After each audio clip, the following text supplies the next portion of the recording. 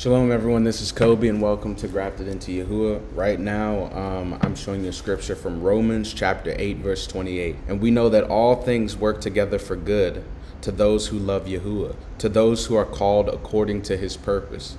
This is very important. And we know that all things work together for good, meaning if it's something that it turns out the way you didn't want, it still happens for good. This is even when your prayer isn't the way that you wanted it, but it was answered.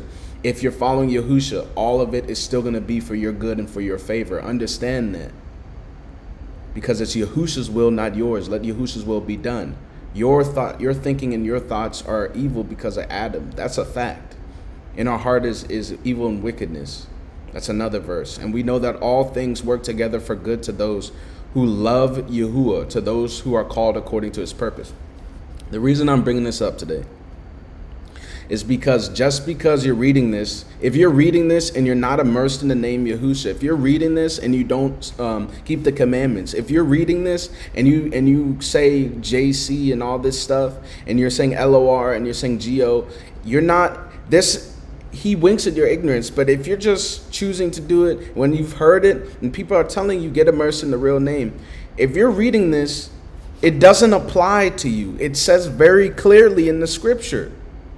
This is reality. It's not me who's saying this. Read it. We'll read it again. And we know that all things work together for good for those who love Yahuah. Do you love Yahuah if you're not following the commandments? Let's be very clear. To those who love Yahuah, all things happen for good.